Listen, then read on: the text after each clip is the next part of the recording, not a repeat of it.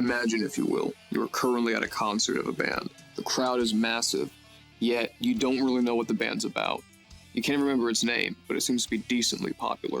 See the guitarist and his band step out, the crowd cheers, and you experience metal.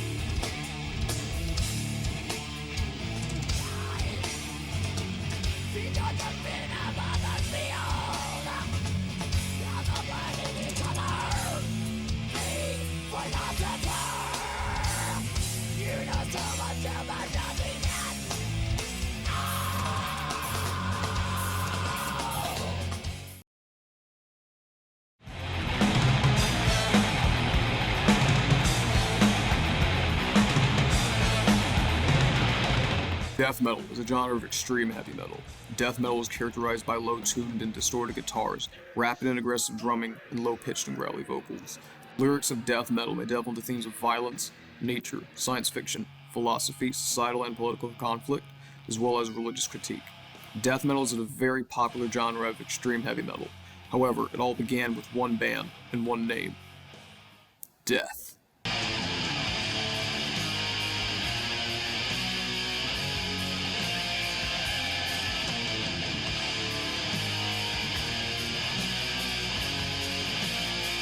Death is a band that's beloved by millions of people from around the world that kick-started an immensely popular genre of heavy metal music. The band has left a lasting legacy on the metal world that continues to be seen today. So let's sit back, crank the volume up to 11, and let's look at the history behind the Godfather of death metal.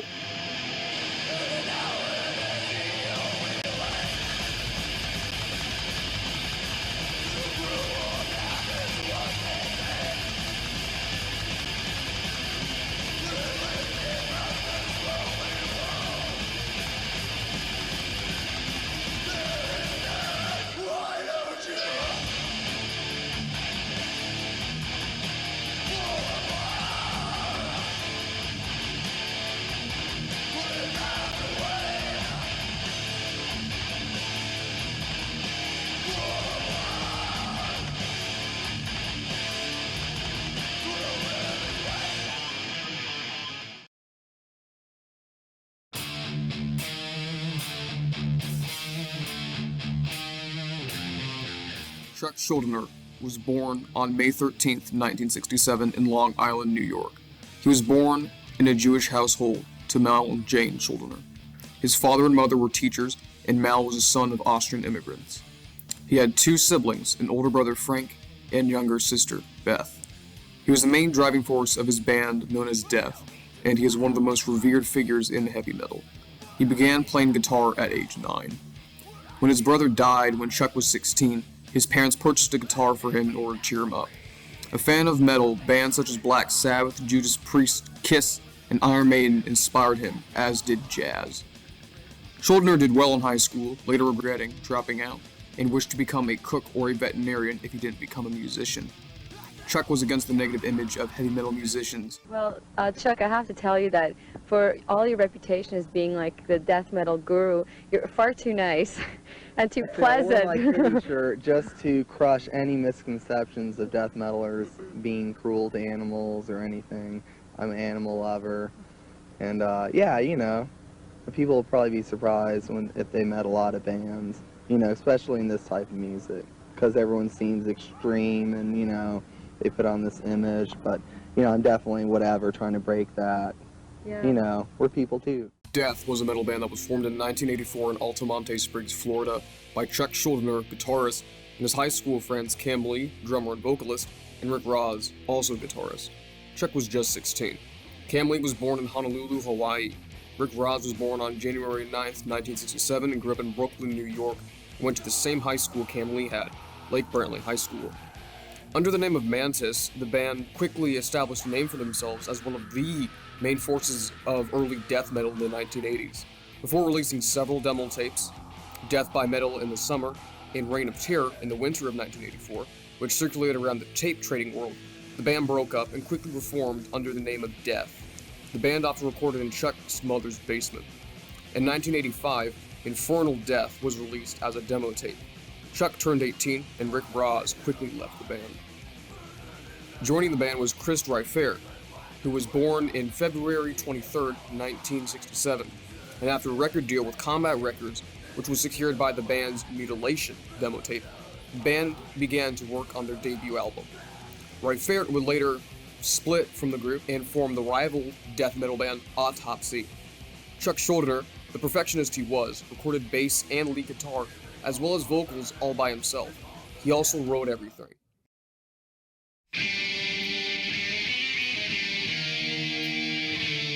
The band's debut album, Scream Bloody Gore, was released in 1987 to great success. Scream Bloody Gore is widely considered to be the first true death metal record, as, while Possessed's earlier work in 1985, Seven Churches, was released.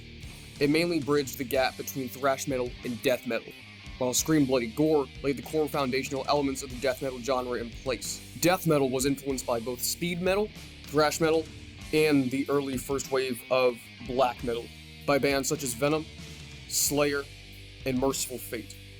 The band split up, and Schuldiner recruited Terry Butler and Bill Andrews. Butler is married with 3 children. Death's metal assault on the world only just began. Spreading their brutal music, rife with campy horror flick violence, they grew in popularity very suddenly. A deep growl, unlike anything heard before it, soon completed the death metal template that Scream Bloody Gore had created.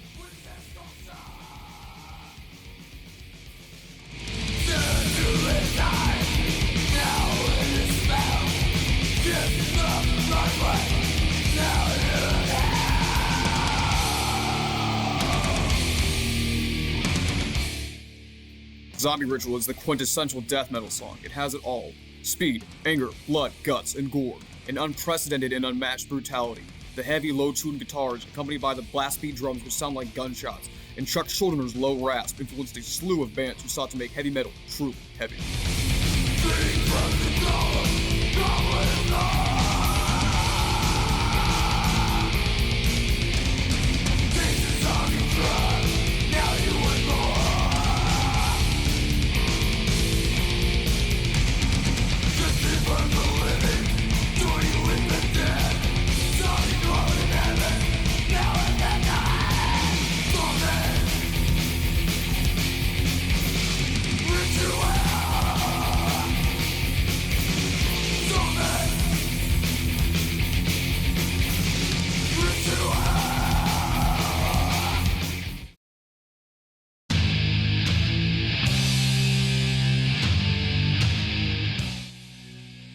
Rick Ross was rehired, and after quickly recording Leprosy in October of 1988, the band would tour to support the album. Even just one single year after their first album, it is much more evident that Death has improved and evolved. Speaking more of disease,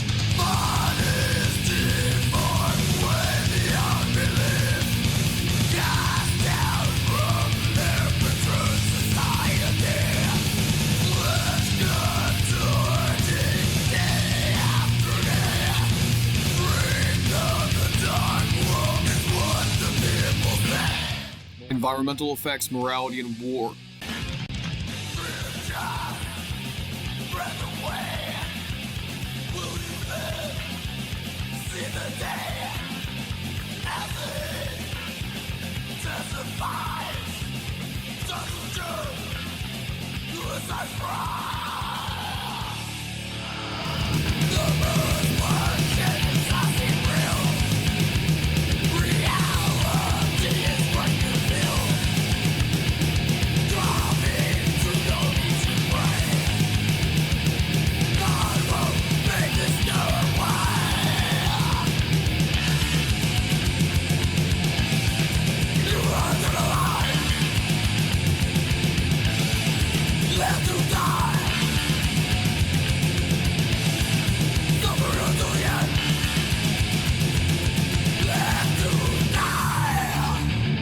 Leprosy shows a much more mature Death. In the aftermath, Rick Ross was fired. Much like the previous album, Chuck had played bass guitar. but stated that Terry Butler contributed to the songwriting and thus should be credited. Pull the Plug is a death metal staple and is considered by many to be one of Death's finest songs. A message of ethics and morality replaces the zombies and guts found previously on Zombie Ritual.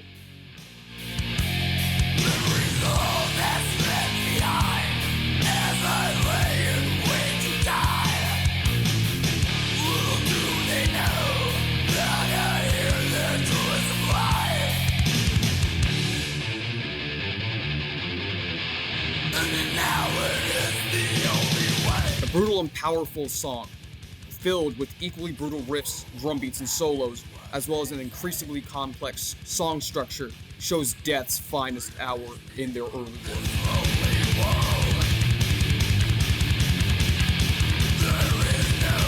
Why don't you?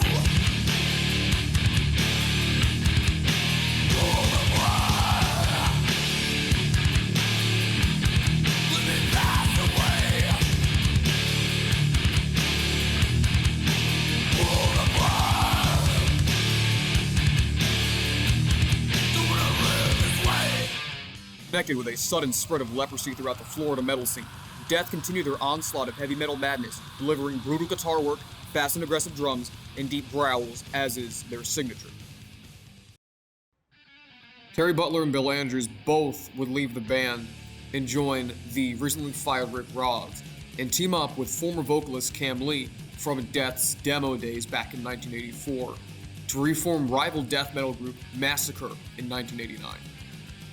Paul Masvidal was a guitarist who was recruited for live shows, and the bassist James Murphy joined the band just in time for the recording of the album Spiritual Healing in 1989 in Tampa, Florida. Masvidal was a guitarist for the progressive metal group Cynic.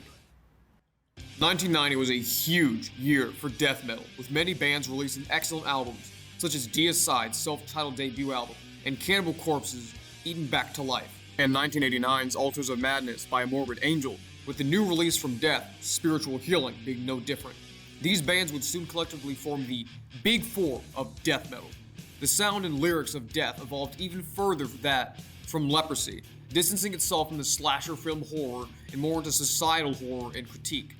Complete with their signature brutal guitar riffs and drums, but more technical and skillfully played, the band speaks of the horrors of drug abuse. The mold of human appearance enduring, bodies chemical interference.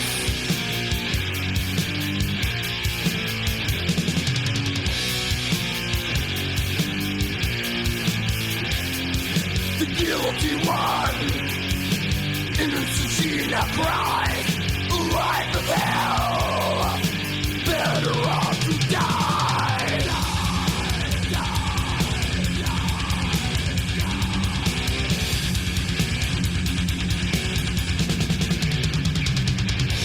Without eyes, hands, and have a brain, be born addicted to cocaine.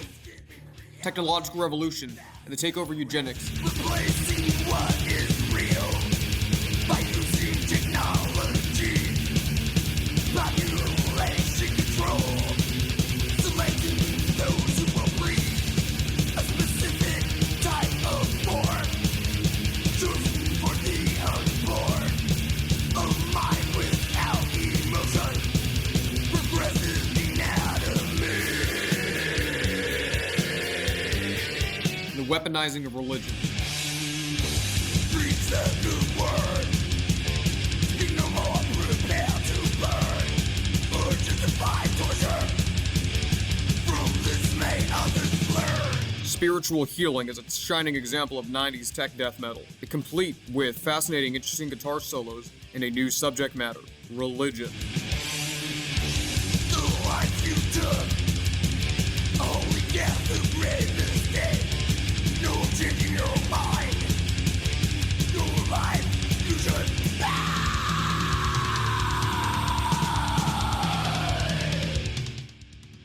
With its anti-religious views differing from that of deicide, Satanism, and Morbid Angel's blasphemy, Death showcases a much more sophisticated understanding of the subject matter and how to musically describe it.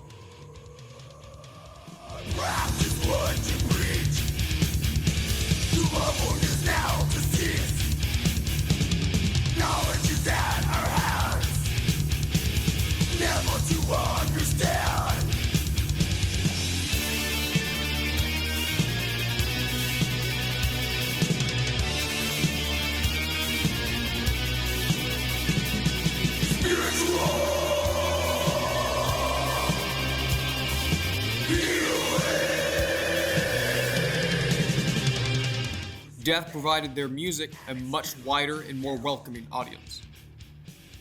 Chuck Schuldiner was also playing around with a side band called Control Denied, but this was soon shelved. After he refused to play in Europe because of a terribly disorganized tour, the rest of the band decided to play without him, causing Chuck Schuldiner shock and disgust. He grew increasingly hostile and agitated at his bandmates, and decided that using session musicians and a revolving lineup of musicians would best suit his musical ideals.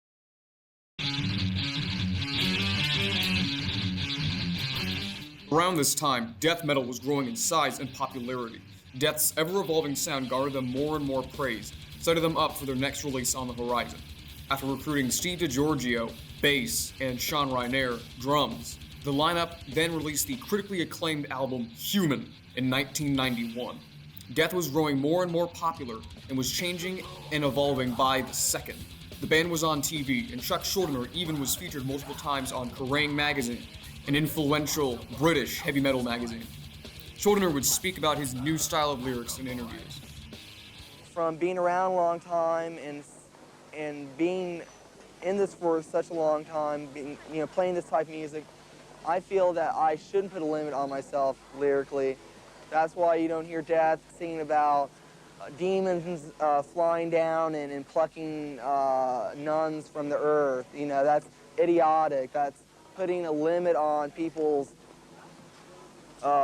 mentality or whatever, or, it's just limiting. And I feel that Death is a band that I can put my personal outlook on certain things in life into, and I think it means a lot more when you're singing about something other people can relate to.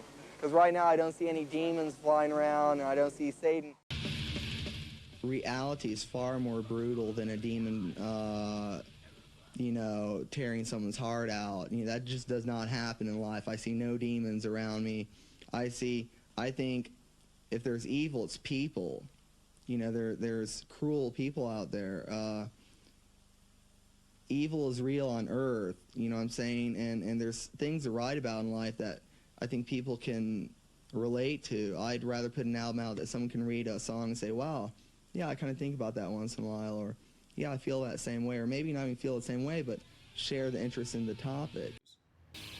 The metal did indeed flow, and Human was well received by both fans and critics, citing its better, more technical sound, and its increasingly complex song structure and its lyrics, preaching about the horrific treatment of those who are on life support.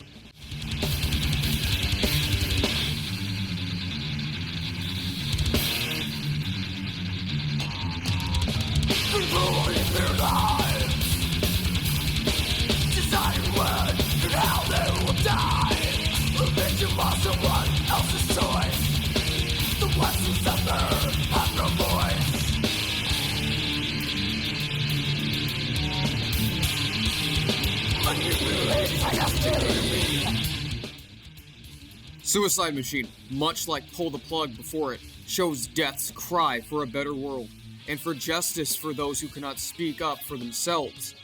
If a person wishes to die because they are unable to live without pain, or they have a severe debilitating illness, Death says they should be able to have their wish granted.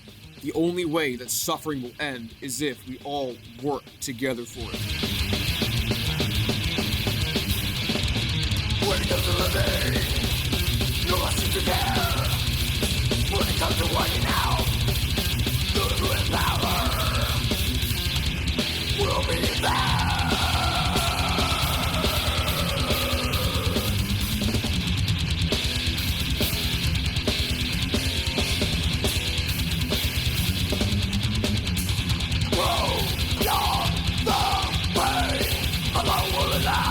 Suicide machine, I regret to die with dignity.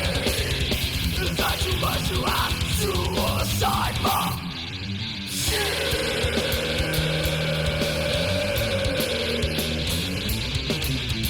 The lives of Siamese twins and their exploitation as circus freaks.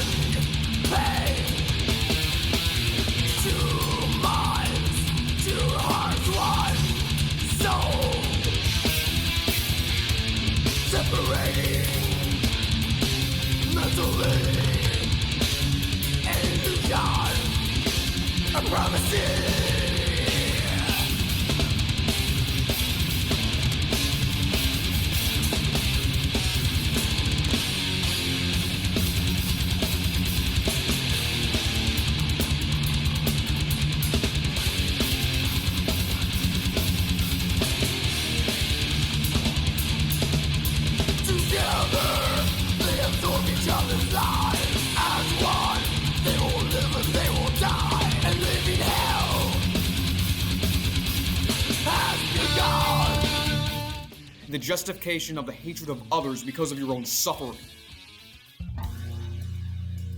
Lack of comprehension begins to show more introspective themes and an enduring topic that the band would return to again and again. Hatred, lies, and the lack of comprehension of the power your actions can have. With suffering comes pain, and with pain comes a desire to relieve it. But what death warns of is the hatred of others and causing them to suffer because of your own pain. Lies, deceit, greed, and the evils of humanity would continue to haunt death throughout the rest of its discography. Technical and exquisite, this song shows how far the band and Schuldiner have truly become.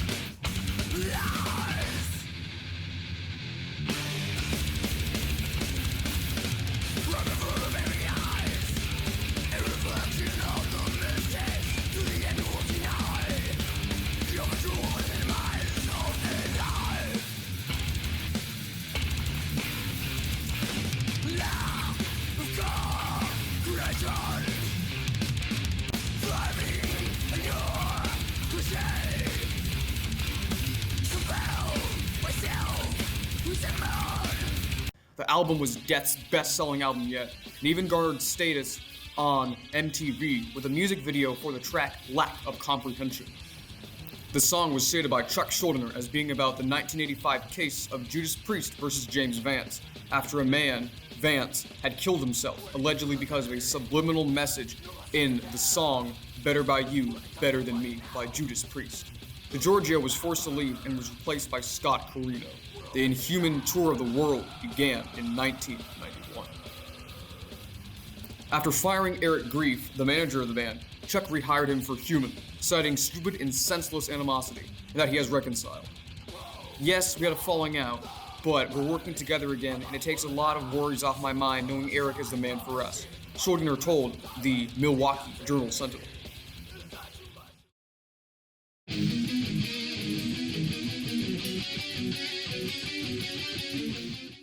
In 1993, both Rainier and Masvidal left to record an album for the band Cynic. Gene Hoglan joined as a drummer, and Andy LaRocque, who was famous for playing in the band King Diamond, a band which Schuldiner was very fond of, replaced them as drummer and guitarist, respectively. The band released Individual Thought Patterns on June 22, 1993. It was at this period of time that death in the death metal genre was at its most popular.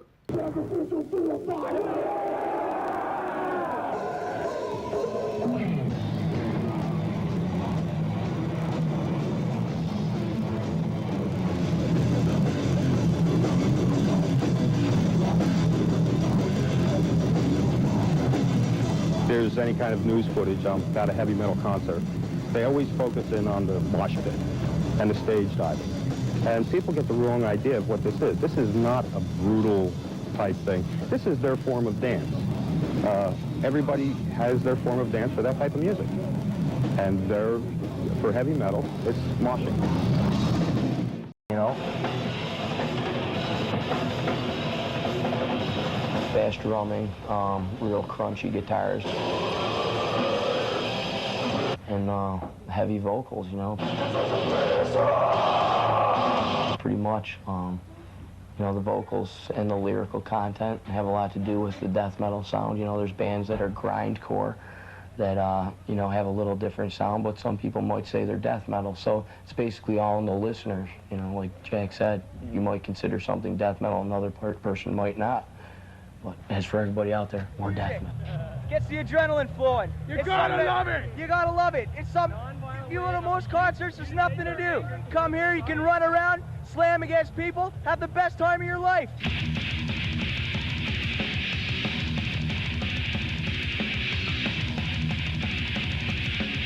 Entombed. It's a heavy band. Sepultura. Thrower. Obituary. Commercially and culturally, the band, and many like it, was rife with success. Death's sound and lyrics shifted and changed as well, promoting more and more philosophical and thought-provoking ideals in complex, technical, and progressive structure. Speaking of those who create false images of themselves. Overactive imagination shows how others lie in order to be perceived as greater than they truly are. They try and craft stories that are nothing but lies, but we see right through them.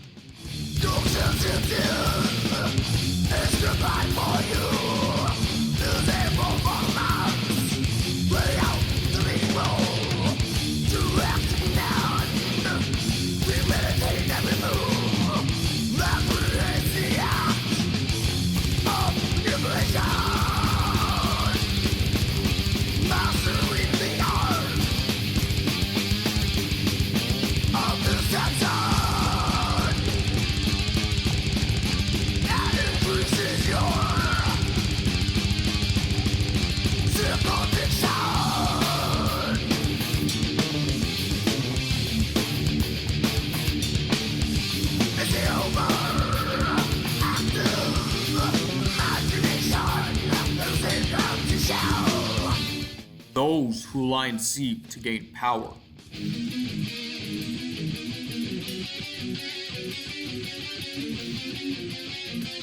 Trapped in a corner tells of lies and how deceit will get you nowhere in life.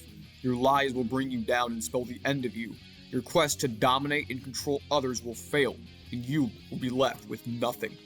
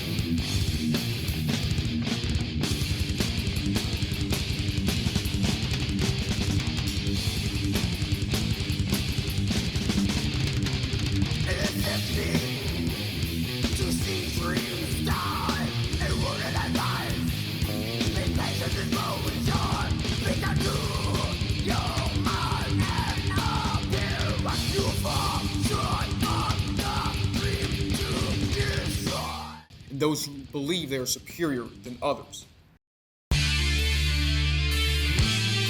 The philosopher shows death critiquing others' superiority complexes. People think they are better than others. They think they know everything. They know how others act, look, feel, and think, and how they are so much more important than others. But death knows they aren't. They know nothing. How could they? They aren't you. They aren't any of us, and they never will be. Do you feel what I feel? See what I see? Hear what I hear? There is a light withdrawal between your sweet world and reality. Do you live my life or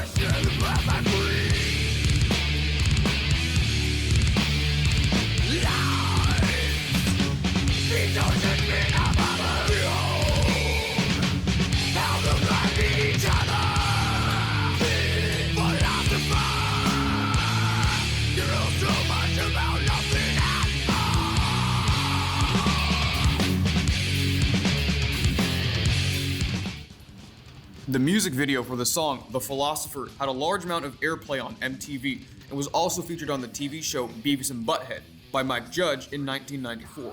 In the show, Beavis and Butthead critiqued the song, even making fun of Schuldiner's voice, which thousands of disgruntled parents and uninitiated posers would also agree with. Is this a joke? Yeah. Yeah.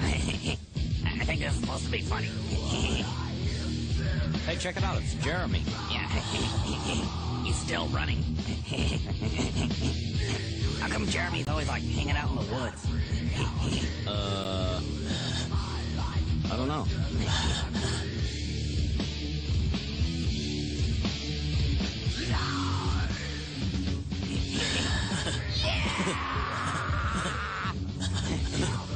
I think I saw this dude in Burger World once. Yeah. I'd like 2 tacos, please, and a small order of fries to go. That was pretty good, Beavis. You suck almost as much as this dude.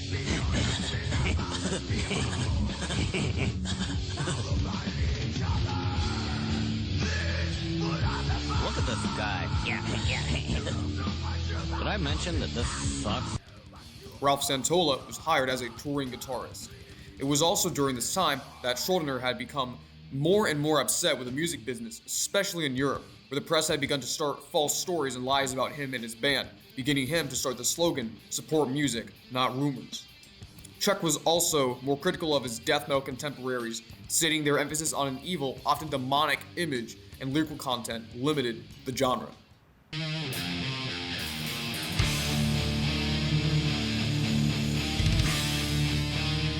In 1994, Death ended their 8-year-long contract with Relativity Records, instead opting to sign on to Roadrunner Records.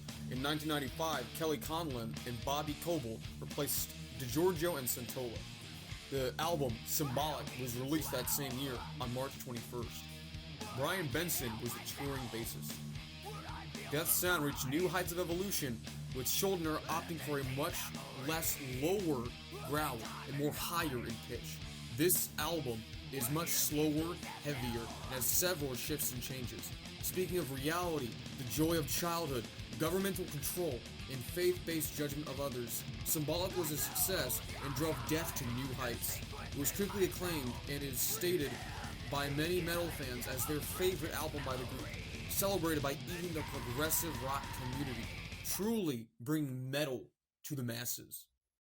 Jim Morris, actually our new producer, also had a big hand in just really helping bring this all to life, Symbolic to life, the record. You know, having someone who is into experimenting and into pushing things as well as we were. You know, he wanted to get in there and make the album as good as we wanted to make it. And I think all that together and the new guys in the band, you know, really being psyched about them, and it just all made for a really good vibe. We must be brave, do not uplift, tomorrow too, lose the dawn.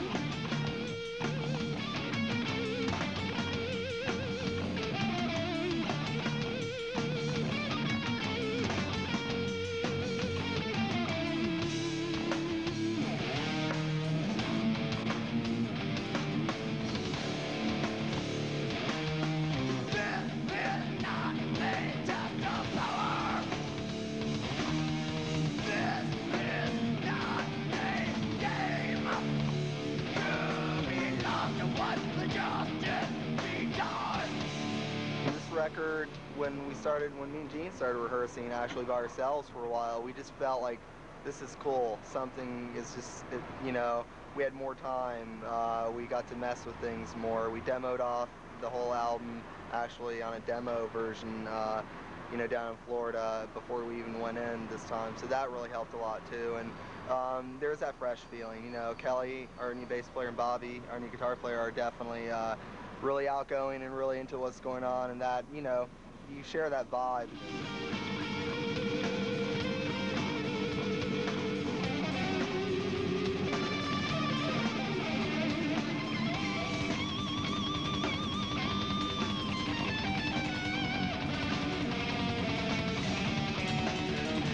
I got a lot of anger out on the last album against a lot of the industry type of related things, which I think most band can relate to at one time or another, unfortunately. So I got a lot of that anger out, and not to say that there's not a lot of aggression still, because we still have a lot of aggression and a lot of, you know, a lot to get out, definitely. And but I think in this record there's more just everyday life type stuff. Chuck has definitely had a lot of angry lyrics in the past, and now it's an open-minded music, and the lyrics are also open-minded. I think they're much more surreal, you know, they definitely leave a lot more to the imagination. They let you draw your own conclusions from the lyrics, which that's always cool, you know, because this album, titled Symbolic, it could be, the lyrics could be symbolic for everybody, because I think every song has a little different meaning for everybody, because they're not just, you know, black and white explaining things the way things are.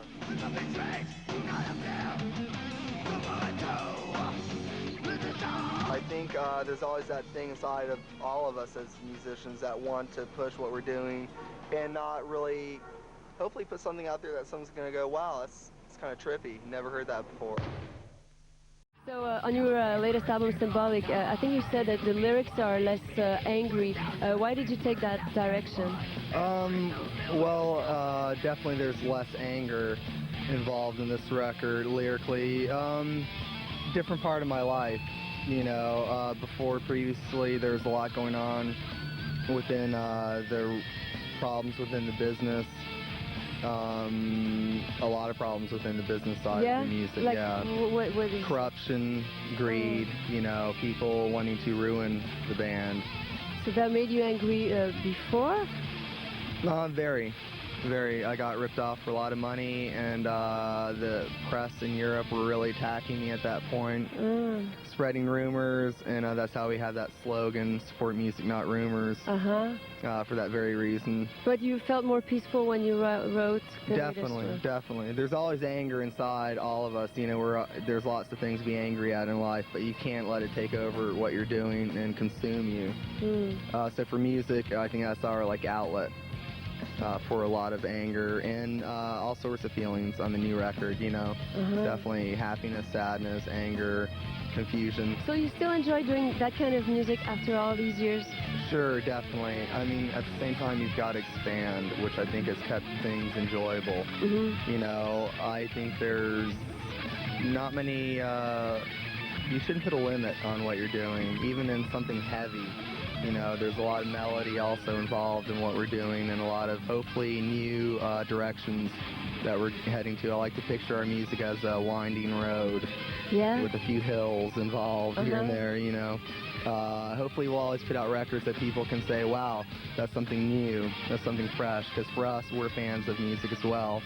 So when you go and buy a record, you don't want to buy the same record you bought last year. You know, so for us, I think each record should be different, or else it's not very fair to the fans or yourself, you know.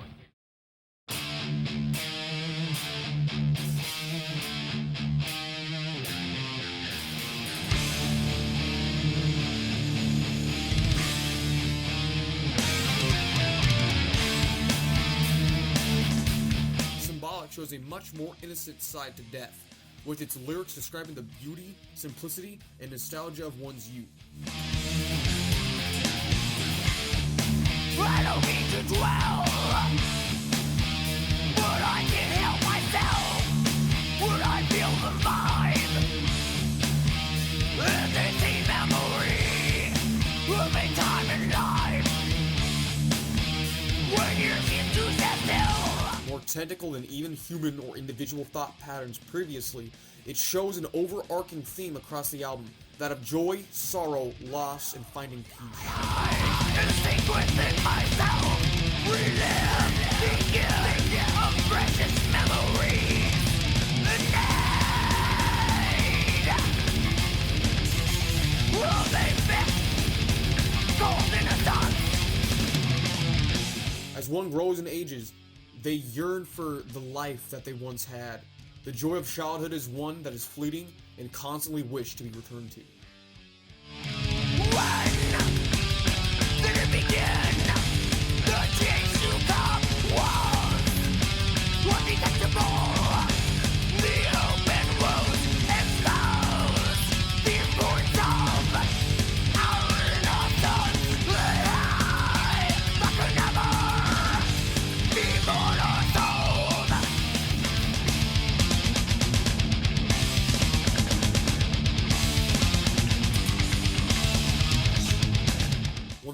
eyes evokes visions of unyielding governmental surveillance and control, as they create more and more laws and reasons to spy on others, rip away their privacy and way of life. Everything, everyone, all will be surveyed, documented, and spied on. Crossing the line into the other side, emerging as prisoners to the emptiness of time. To the left and to the right, from behind, you're out of sight. Plunging into a newfound age of advanced self-surveillance. A worldwide foolproof cage. Nothing will remain secret.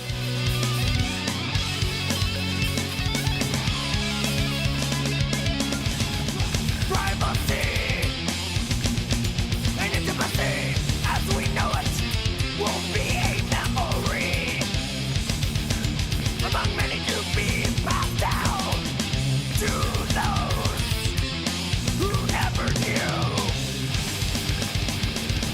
Living in the pupil of 1,000 eyes.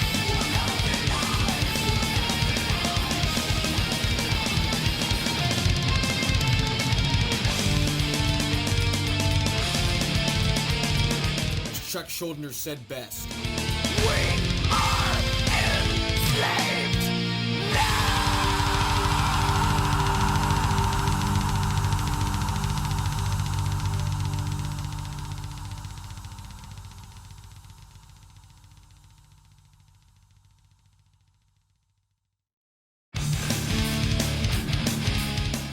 Crystal Mountain is widely considered by most listeners to be one of Death's finest works on the Symbolic album, and one of its best, period. Built from my faith, passed out from self, induced fantasy, turn a page to justify. Conjuring power, it opens wide. On your seventh day, is that how it's done? Twisting your eyes to perceive all that you want.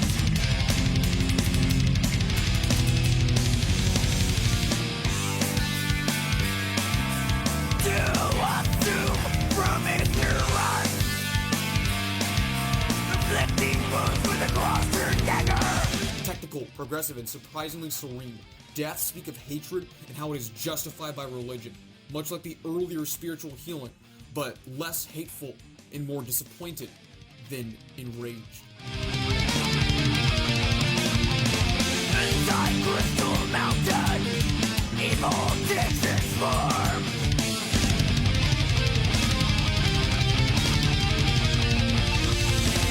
Inside Crystal Mountain, commandments are reborn. Those who use faith as an excuse to hate, blindly following their corrupted views of the world, and using their cross-turned dagger to harm others, should be ashamed. All the traps are set to confine all who get in the way of the divine. Inside and in mind of the hypocrite, a slave to the curse, forever confined. Death preach of the problems of judgment and how it must cease if we are to be a better society.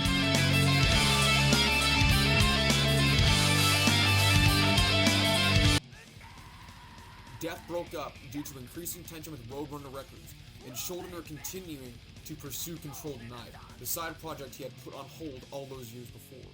It was put on hold yet again after the record company Nuclear Blast wanted Chuck Schuldiner to create one last Death album before he started his Control Denied side project.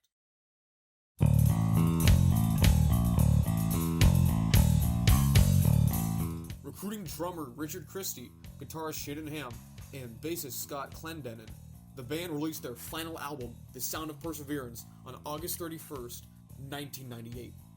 Much like the previous album released 3 years before, it received rave reviews by critics and fans. citing it as one of the best death metal records. Jason Hundley of AllMusic called it certainly Death's finest album.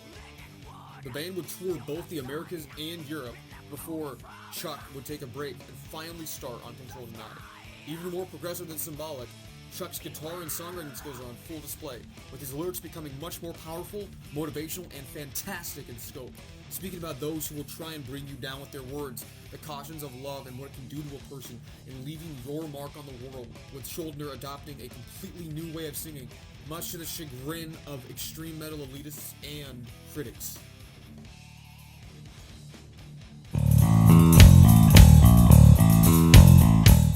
Spirit Crusher is considered by many to be Death's best song, and that is no understatement. With beautiful guitar work and great power metal-esque lyrics, Death truly showed the world the sound of perseverance. It comes from the depths of a place unknown to the keeper of dreams. Live that could, live and would, steal the sun with the moon from the sky. Beware. Warning the listener of those who are human at sight, but monsters at heart. They stalk their prey and speak in killing words, the vicious kind that crush and kill. No mercy, it's pleasure to taste the blood that it bled.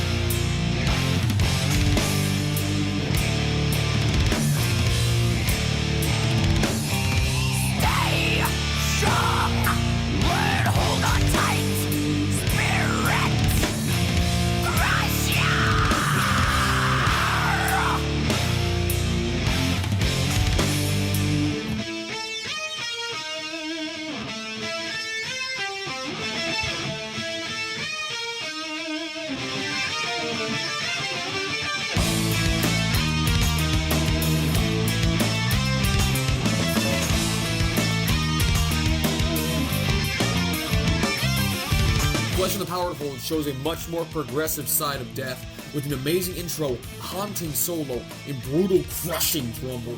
The band speak of the dangers of lust and of a hedonistic lifestyle, and how love and lust can blind and destroy a person.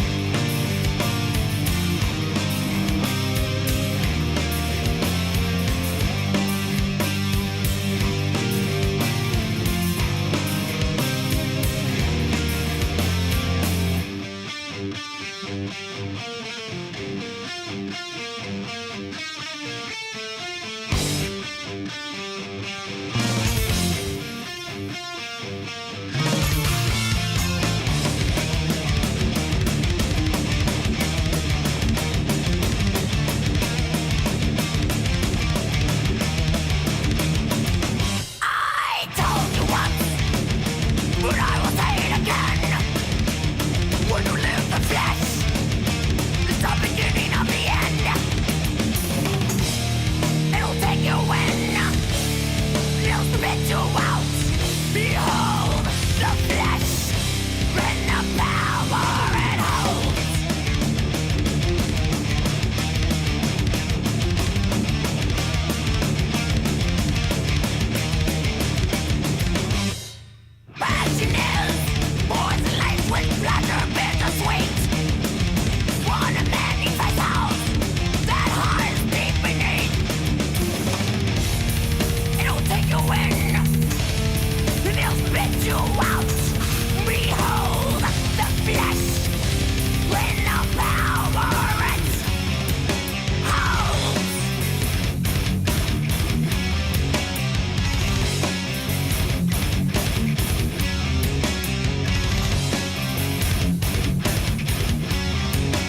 it will eat you from the inside out and consume you.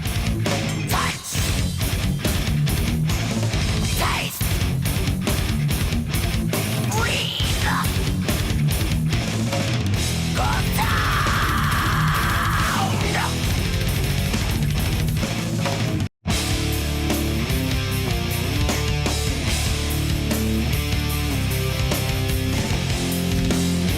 Story to Tell shows Death's desire to be remembered as a force of positivity and a band that changed the world.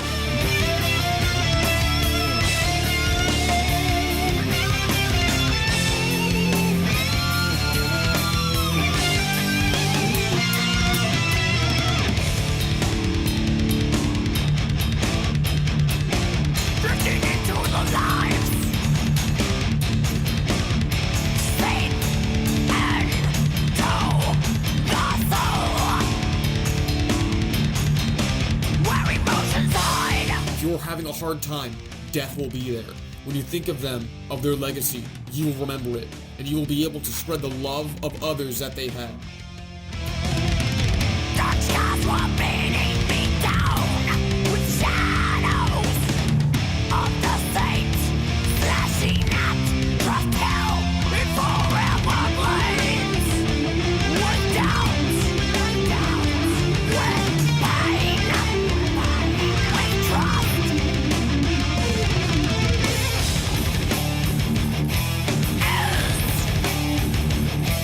Pain.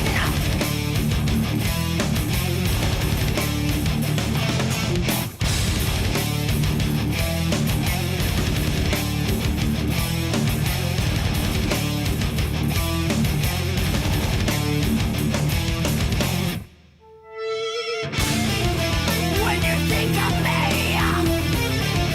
in your multi-dimensional mind,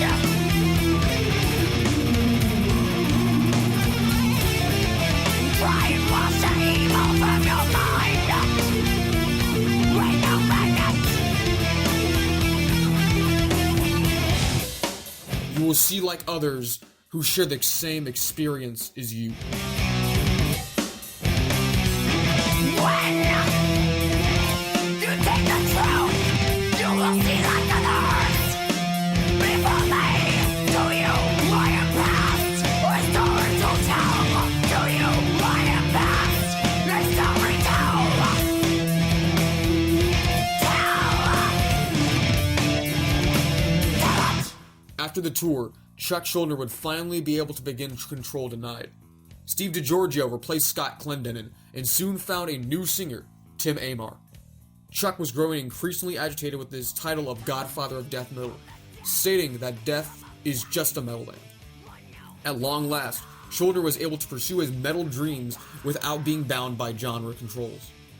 Control Denied released The Fragile Art of Existence in 1999. As the recording was wrapping up, Chuck Schuldiner felt a pain in his neck. After heading to a chiropractor and other medical officials, it was determined that the musician had acquired a malignant tumor on his brainstem. Schuldiner immediately underwent surgery and it was removed. However, it quickly came back. Unable to afford the second surgery, and given the fact that Schuldiner had taken out medical insurance, however, the insurer would not cover it, as it had formed before signing on, and was considered a previous existing condition. His mother begged others to get insurance, citing her increasing frustration with the American healthcare system.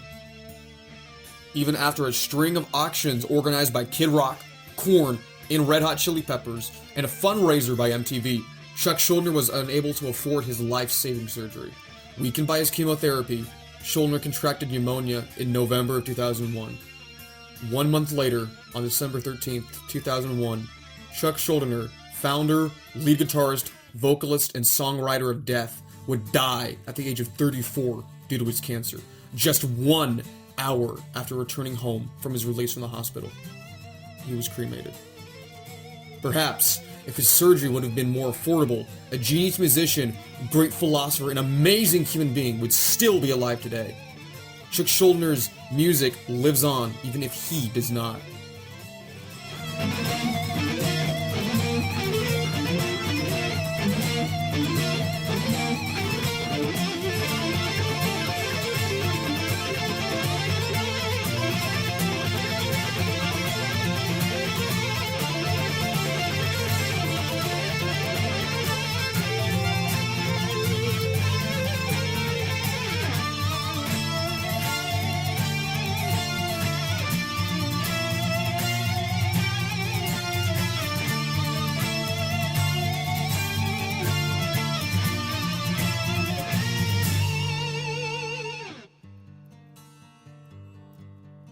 Obituary, Cynic, and Opeth have all been influenced by the band.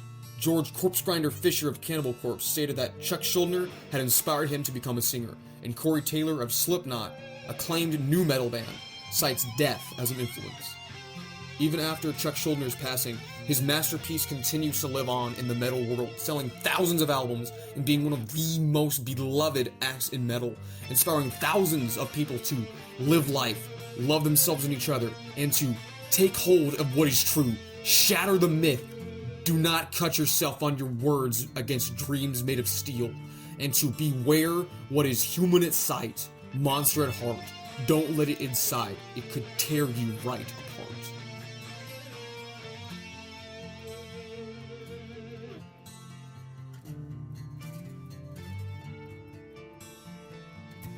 We hope that you are able to see why we love this band as much as we do, and I hope that I have inspired you to take a listen.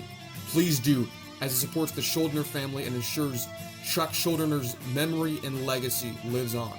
Support music, not rumors.